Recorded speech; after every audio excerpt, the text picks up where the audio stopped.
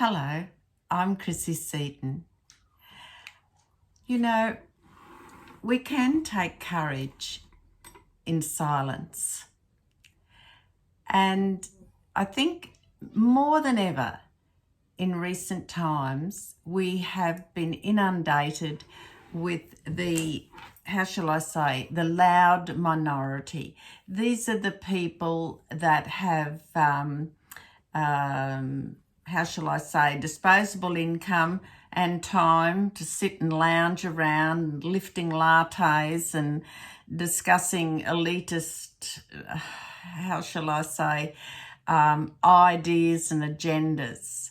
And of course, these people do have a loud voice. They certainly impose their will, their impulses, their narratives, their agenda upon the silent majority. So, as we will see, people who have wisdom and intellect and experience on their side don't always feel a need to call out loud and counter respond to things. And that it be as it may, it can sometimes be detrimental to the silent majority, and other times dignity and grace under fire is always the preferred option. But I don't want to discourage people from being that silent majority. But on the other hand, I think we need to be aware of times when we do have to find a voice and speak out about things or do something about things that are not right. And we don't go through a day without hearing about some sort of incident that's going on all around the world at different times that, grates on their nerves. But sometimes there's not a lot you can do about it either.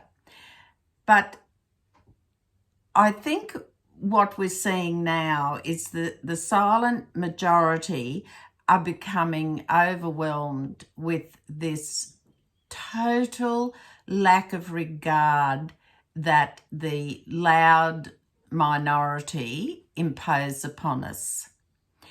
And that takes many forms.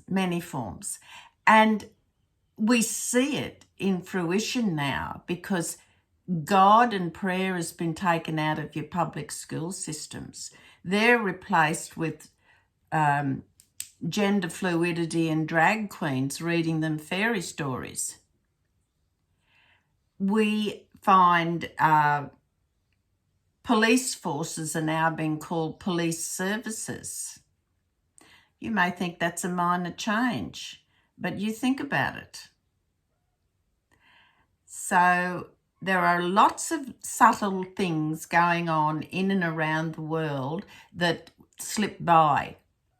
And at any given time you think, well, what can I do? What can I do to counter this, or how can I even be heard? So we've gone now down this trail of where there's a total disrespect for authority.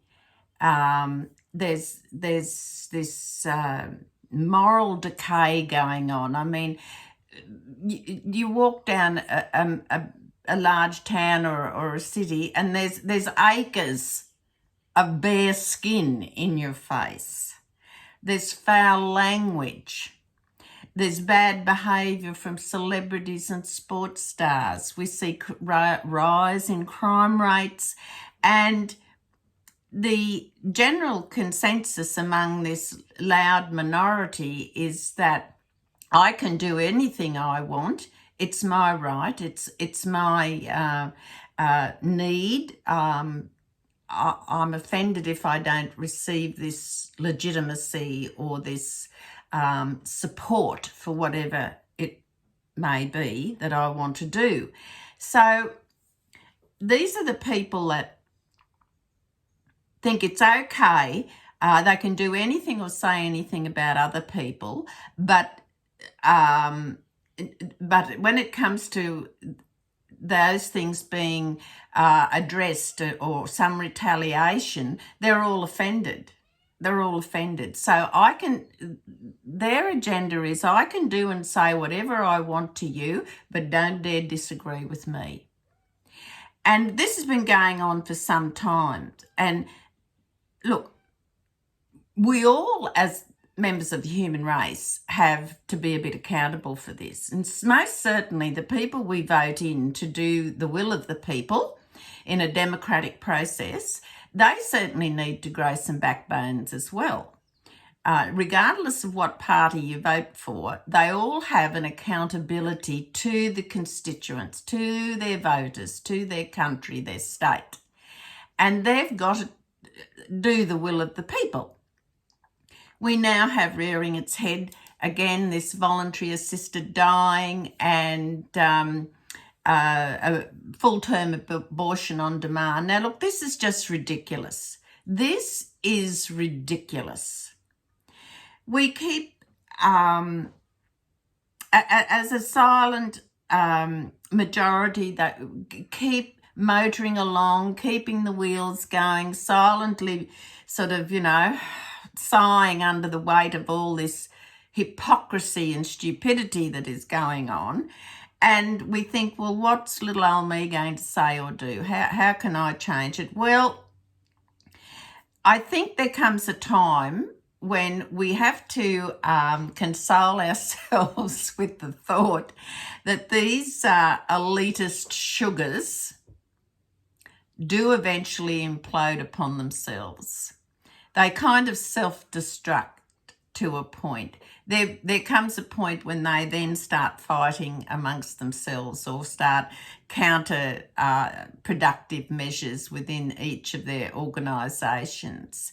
So that silent majority that plod along every day doing the will of God, doing for country and doing for mankind, yes, you do need to use your voice, but a more powerful platform is that I would encourage you to return to the practice of prayer. There is no more powerful speech than prayers you make to God. See, the bullfrog's agreeing with me. Might be rain coming. So eventually, and of course, let's not forget the news media have a very big responsibility in how they colour what we eventually get to learn or see. It's very hard to, in Australia anyway, I think there's only about 1 or 2 news channels you could watch with confidence, and they're pay-per-view. You can't, the commercial television sites and the ABC are clearly socialist agendas. They only hire people that promote their agenda. And I find this disgraceful. The ABC is funded by the government, by the taxpayer. If ever a politician or a group of politicians needed to haul them over the coals, it's now. They're running rampant and out of control. So that eventual groundswell that I spoke about means that it will level out. I'm confident of that. Our responsibility is prayer. Never let go of our high standards and principles. We have 7 universal laws to abide by. They are commanded to us, and we are to follow them. And this unchecked impulse and lack of intellectual common sense that seems to be go hand in hand with this noisy minority, that eventually its flame burns out, and it as I said, it turns inwards and self-destructs. So the silent majority, we are to remain with that dignified intelligence and principles and standards, and remember that there is a higher authority overarching over the entire universe. God has a plan. Our job is to do the will of God, which is follow the 7 Noahide laws, and it is to believe and trust that there is divine providence. So, yes, don't feel that we don't have a voice. We do. We have a very powerful voice, and that to the person who's most important and in control, and that is God. So God knows and sees all that we're complaining about and distressed about. But eventually, God's plan will play out, and the correct adjustment will be made, and it will no doubt be in the Messianic times. Many people say we're approaching that, or we're in the birth pangs of the Messianic times, and they may be correct. But eventually, common sense and knowledge of God and principled behaviour will be the normal. People will become aware. So if you feel upset at times and think your voice is not being heard, well, it is. It's being heard by the right person when you pray, and that's God. There is no need for us to get out and shout on the battle lines of protests and things like that, because what's the point? That God does have a plan, and according to his plan, things will work out. So even though we suffer minor and temporary disappointments and we get frustrated and we think, how crazier can the world get? There is a divine orchestrator.